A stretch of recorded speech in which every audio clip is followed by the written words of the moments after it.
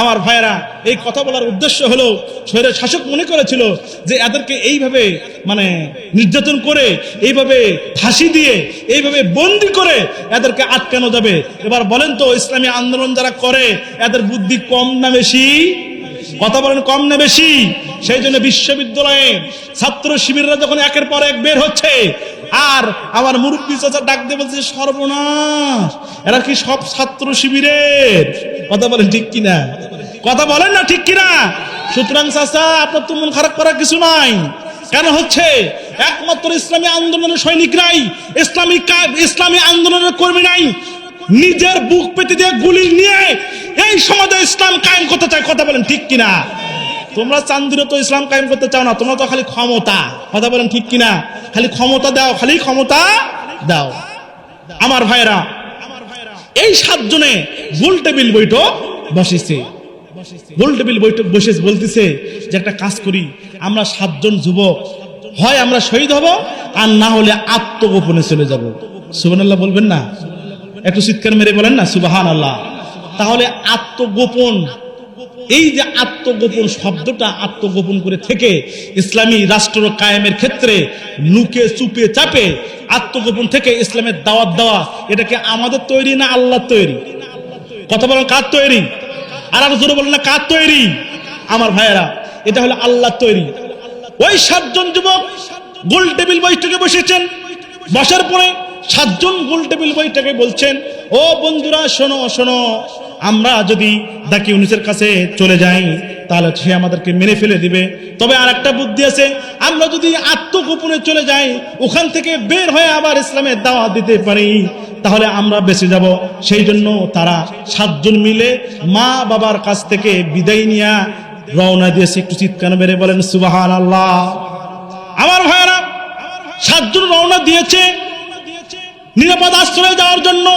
এদিকে দাকি ইউনূস তার সৈন্য বাহিনী নিয়ে তাদের বাড়ি আক্রমণ করেছে। তাদেরকে যখন পায় নাই, ওই নিষ্ঠুর দাকি ইউনূস করেছে কি, তাদের মা বাবা, তাদের বোন, তাদের ভাই, তাদেরকে ধরে নিয়ে এসেছে। একটু জোরে বলেন নাউজুবিল্লাহ। আমার ভাইয়েরা, আমার বন্ধুগণ, এখান থেকে শিক্ষা নেন।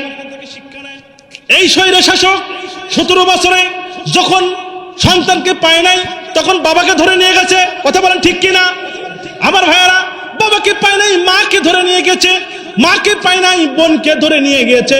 এমন কোন অপরাধ করে নাই ওই দাকি ইউনূসের সময় যা যা করেছিল। সুতরাং এই দাকি ইউনূস যে জালিম সরকার যা যা করেছিল, এই বিগত সরকার, বিগত 17 বছরের সরকার ঠিক ওই কাজটাই করেছে। একটু জোরে বলেন ঠিক কিনা? আমার ভাইয়েরা, আমার বন্ধুগণ, 7 জন চলে গেল নিরাপদ আশ্রয়ে। আমার আল্লাহ তাআলা ঘোষণা দিলেন, তাদের 7 জন নিরাপদ আশ্রয়ে শুধু আমার কারণে, আমাকে ভালোবাসার কারণে তারা রওনা দিয়েছে। আমি আল্লাহ তাআলা তাদেরকে নিরাপদ আশ্রয় প্রদান করেছি। বলেন সুবহানাল্লাহ। সুতরাং আমি আপনাদেরকে বলতে চাই, এই যে 7 জন নিরাপদ আশ্রয়ে যে গিয়েছে, আল্লাহর জন্য না নিজের জন্য? কথা বলেন, আল্লাহর জন্য না নিজের জন্য? সেই জন্য বলছে, যদি তোমরা শুকরিয়া আদায় করতে পারো, আমি আল্লাহ তাআলা তোমাদের নিয়ামতকে বাড়ায় দেবো। একটু চিৎকার মেরে বলেন না সুবহানাল্লাহ। মুসা আলাইহিস সালামের নাম শুনেন? মুসা আলাইহিস সালামের নাম শুনেন নাই? আমার ভাইরা, মুসা আলাইহিস সালাম আল্লাহর সঙ্গে তুর পাহাড়ে কথা বলতে যাবেন। তুর পাহাড়ে কথা বলতে যাবেন, জঙ্গলের ভিতর দিয়ে রাস্তা। মুসা যাবে আল্লাহর সঙ্গে কথা বলার জন্য। যাইতে যাইতে তখন ওই জঙ্গলের ভিতরে চলে গিয়েছে। যাওয়ার সময় দেখে একটা হরিণ তার সামনে দাঁড়িয়ে গেছে। একটু চিৎকার মেরে বলেন না সুবহানাল্লাহ। কি দাঁড়িয়ে গেছে? হরিণ। সামনে যখন হরিণ দেখেছে, মুসা আলাইহিস সালাম আমরা এরকম করি না? কথা বলেন, করি না? যাতে হরিণ ভয় পেয়ে ওখান থেকে চলে যায়। কিন্তু হরিণ দেখে তার দিকে তাকিয়ে আছে। মুসা আলাইহিস সালাম মনে করলো, সর্বনাশ, এ তো যাওয়ার হরিণ নয়, এদিকে আমার দিকে তাকিয়ে আছে, ব্যাপারটা কি? তিনি বললেন, তিনি যখন ওই হরিণের সামনে গেলেন, আল্লাহ তাআলা ওই হরিণের জবান মানুষের মতো করে দিলেন। একটু জোরে বলেন সুবহানাল্লাহ। জবান খুলে দিলেন হরিণের। হরিণ ডাক দিয়ে বলছে, মুসা, তুমি তো আল্লাহর নবী। বললে, হ্যাঁ। কোথায় যাচ্ছ? বললো, আমি আল্লাহর সঙ্গে দেখা করতে যাচ্ছি, কথা বলতে যাই। ওই হরিণ ডাক দিয়ে বলছে, মুসা রে, তুমি যে আল্লাহর সঙ্গে দেখা করতে যাইবা, তুমি আল্লাহকে বলে দিবা, বিগত 1.5 বছর যাবত এই বনের ভিতরে, জঙ্গলের ভিতরে আল্লাহ বৃষ্টি দেয় না। আমরা তো অনেক বাচ্চা মরে গিয়েছে, অনেক সন্তানগুলো পানি না খেয়ে খেয়ে জীবন শেষ করে দিয়েছে। আল্লাহকে বলে দিবা যে আল্লাহ তাআলা এই জঙ্গলে কতদিন পর পানি দিবে সেইটা তুমি জেনে তারপরে আমার কাছে আসবা। একটু চিৎকার মেলে বলা যাবে না সুবহানাল্লাহ? আমার ভাইরা, মুসা আলাইহিস সালাম চলে গেছে আল্লাহর কাছে। আল্লাহর কাছে যাওয়ার পরে কথাবার্তা শেষের এক পর্যায়ে আল্লাহ তাআলা ডাক দিয়ে বলতেছেন, মুসা আলাইহিস সালাম আল্লাহকে বলছেন, হরিণ একটা কথা বলেছিল। বলল, কি কথা বলেছিল?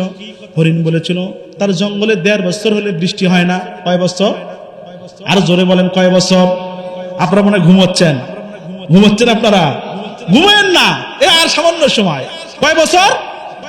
1.5 বছর। 1.5 বছর হলো বৃষ্টি হয় না। বললো 1.5 বছর হলে বৃষ্টি হয় না। ওই হরিণ জানতে চাইছে কতদিন পরে আপনি বৃষ্টি দিবেন। এবার আল্লাহ তাআলা বলেন, তুমি ওই হরিণকে যায় বলো যে 10 বছর পরে বৃষ্টি দেওয়া হবে। একটু চিৎকার মেরে বলেন না আল্লাহু আকবার? কয় বছর পরে? আর জোরে বলেন না। মুসা আলাইহিস সালাম রওনা দিয়েছে, অন্য পথ দিয়ে রওনা দিয়েছে। ওই পথ যে পথে এসেছে আর ওই পথে যেতে চায় না। কারণ কয় বছর পরে বৃষ্টি দিবে? আরো জোরে বলেন, কয় বছর? 10 বছর পরে বৃষ্টি দিবে। মুসা আলাইহিস সালাম বলেন, ওই পথে আর যাওয়া যাবে না। ওই হরিণের সঙ্গে আবার যদি দেখা হয়ে যায় তাহলে তো বলবে কত বছর পরে বৃষ্টি দিতে আল্লাহ চাইলো, কিন্তু আমি তার কেমনে বলবো, কিভাবে বলবো 10 বছর পরে বৃষ্টি দিবে?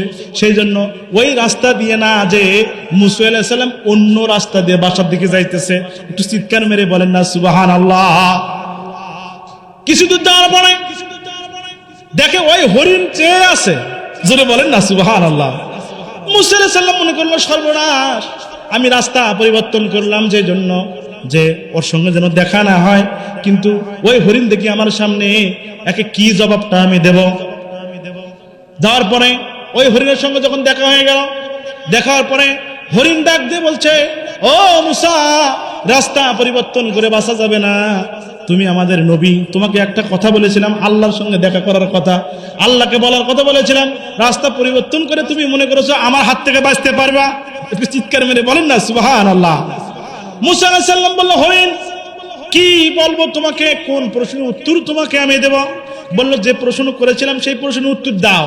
বললাম, ও হরিণ, আল্লাহ তাআলা বলেছেন তোমাকে 10 বছর পরে বৃষ্টি দিবে। কয় বছর? 10 বছর পরে বৃষ্টি দিবে। এই কথা শোনার পরে হরিণ বলছে আলহামদুলিল্লাহ। একটু চিৎকার মেরে বলেন না আল্লাহু আকবার? কি বলছে? আলহামদুলিল্লাহ। মুসা আলাইহিস সালাম বললেন, হরিণ, তুমি কি জানো কয় বছর? বলল 10 বছর। 10 বছর, 1.5 বছরে সব বাচ্চা মরে মরে প্রায় শেষ হয়ে গেছে। 10 বছর যদি পরে বৃষ্টি দেয় তাহলে কি তোমার সন্তান একটাও বাঁচতে পারবে? একটু চিৎকার মেরে বলেন না সুবহানাল্লাহ? আমার ভাইরা, আমার বন্ধুগণ, হরিণ বলতেছে, মুসা রে, 1.5 বছর আল্লাহ বৃষ্টি দেয় নাই, কিন্তু আল্লাহ তো বলেছে 10 বছর পর বৃষ্টি দিবে। একটু চিৎকার মেরে বলেন না সুবহানাল্লাহ? আল্লাহ তো বলেছে 10 বছর পর বৃষ্টি দিবে। আল্লাহ তো বলতেও পারতো কোনোদিন বৃষ্টি দিব না। কথা বলেন ঠিক কিনা? আমার ভাইরা, আমার বন্ধুগণ, মুসা আলাইহিস সালাম বলছে, তাই নাকি? ঠিক আছে, তুমি আলহামদুলিল্লাহ বলে থাকো। আমার ভাইরা, আমার বন্ধুগণ, আমার মুসা আলাইহিস সালাম যখন বাড়ির দিকে রওনা দিয়েছে, বাড়ির কাছাকাছি যখন পৌঁছেছে, দেখে পূর্ব আকাশে মেঘ দেখা যাইতেছে। বলেন সুবহানাল্লাহ? পূর্ব আকাশে কি দেখা যায়? মেঘ দেখা যাইতেছে। আমার ভাইরা, আমার বন্ধুগণ, মেঘ দেখা যাইতেছে। আরো বাড়ির কাছাকাছি কিছু দূর যখন চলে গেল, চলে যাওয়ার পরে দেখে যে সারা এলাকা জুড়ে মেঘ চলে এসেছে। তারপরে কিছুক্ষণ পর বৃষ্টি শুরু হয়েছে। একটু চিৎকার মেরে বলেন না সুবহানাল্লাহ? ঘরের ভিতর যে মুসা আলাইহিস সালাম বলছে, আল্লাহ, এই যে হরিণকে বললাম 10 বছর পরে বৃষ্টি দিবা, আর এখনই তুমি বৃষ্টিটা দিলা। ওই হরিণের সঙ্গে যদি আমার দেখা হয়ে যায় তাহলে ওই হরিণকে আমি কি জবাব দেব? একটু চিৎকার মেরে বলা যায় না সুবহানাল্লাহ? কি জবাবটা আমি দেব হরিণকে বলেন তো? আল্লাহ তাআলা জিবরাইল আলাইহিস সালামকে পাঠালেন, যাও যাও জিবরাইল, যাও আমার মুসা আলাইহিস সালামকে, যাও তুমি আমার কথাগুলো বলো। জিবরাইল আলাইহিস সালাম এসে হাজির, মুসা আলাইহিস সালামকে বলল, ও মুসা শোনো, বৃষ্টি 10 বছর পরে দেওয়ার কথা ছিল, কিন্তু তুমি যখন হরিণকে বলেছো যে 10 বছর পরে বৃষ্টি হবে, আর হরিণ যে সাথে সাথে আলহামদুলিল্লাহ বলেছে, আমার আল্লাহ তাআলা ওই 10 বছর ক্রস করে দিয়ে আল্লাহ তাআলা প্রশংসা করার কারণে এই মুহূর্তে বৃষ্টি দিয়ে তাকে ঠান্ডা করে দিয়েছেন। বলেন সুবহানাল্লাহ। আমার বন্ধুগণ, বলেন তো ক্ষমতার মালিক কে? আরো জোরে বলেন কে? আরো জোরে বলেন কে? এটা কি আপনাদের বিশ্বাস হয়? বিশ্বাস হয়? তাহলে বলেন তো টাকা দেয় কে? মাল দেয় কে? জানের মালিক কে? দুহাত উঠান, দুহাত উঠান, দুহাত উঠান। বলেন জানের মালিক কে? সম্পদের মালিক কে? এই মাদ্রাসা চলুক, এটা কি আপনারা চান? জোরে বলেন চান? যদি চান হাতটা নামান। ওয়াদা দিয়েছেন তো চান। কালেকশন তো হয়েই গেছে। কালেকশন কি হয়েছে? হয়ে গেছে। আমি সামান্য, যেহেতু আমি আসেছি সফর, মানে সেই মুসাফির হিসেবে, সুতরাং মুসাফিরের দোয়া আল্লাহ কবুল করে, এর মধ্যে কি সন্দেহ আছে? আপনাদের সন্দেহ আছে?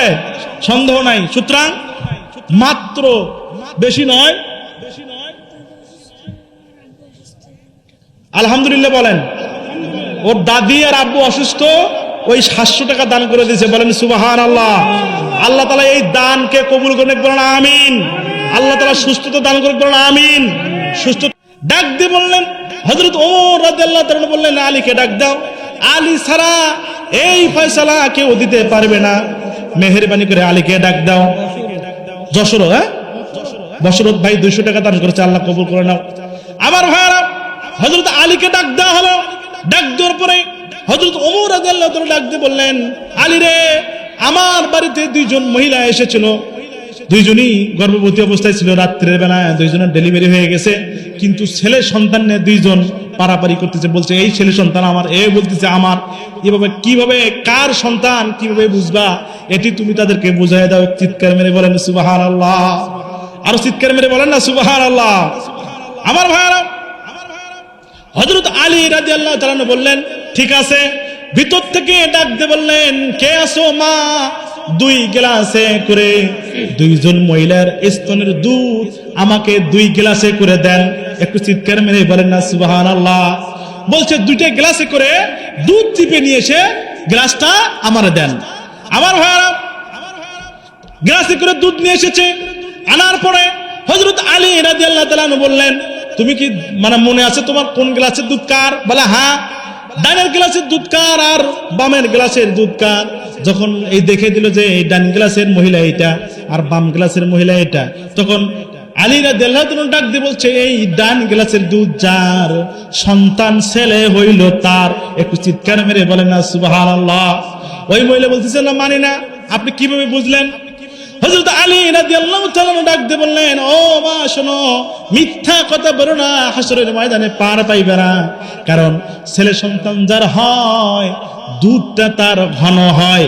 একটু চিৎকার মেরে বলেন না সুবহানাল্লাহ। কারণ মেয়েদের থেকে ছেলের শক্তি বেশি, সেই জন্য রব্বুল আমিন ছোটবেলা থেকেই মহিলাদের দুধটা ঘন করে দেয় আর শক্তিশালী করে দেয়। কারণ শক্তি বেশি দরকার, তাই ছোটবেলা থেকেই রব্বুল আমিন ঘন দুধ খাওয়াইয়া মেয়ের থেকে শক্তিশালী ছেলেদেরকে বানায় দেয়। বলেন সুবহানাল্লাহ। সুতরাং এই ছেলে সন্তান হলো এর আর মেয়ে সন্তান হলো এর।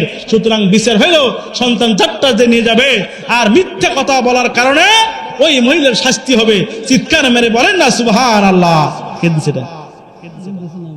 আল্লাহ তাআলা।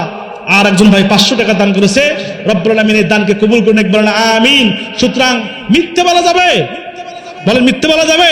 আমার মা বোনেরা এসেছিল, তাদের ব্যাপারে কিছুই বলতে পারলাম না, যেহেতু 12টা পার হয়ে গেছে। আমি আপনাদের সামনে যে কথাটা বলতে চাইলাম, সুতরাং সূরা কাহাফ থেকে আপনাদের আলোচনা শুনাইলাম। 7 জন যুবকের ঘটনা শেষ করতে পারলাম না। যদি আল্লাহ তাআলা এই দিকে আবার কোনোদিন নিয়ে আসে, তাহলে প্রাণ খুলে আলোচনা করার তৌফিক আল্লাহ দেয়। বলেন আমিন। আল্লাহ তাআলা কবুল বলেন আমিন। আমি সম্মানিত সভাপতি সাহেবকে সমাপনী বক্তব্য দেওয়ার জন্য অনুরোধ জানাচ্ছি।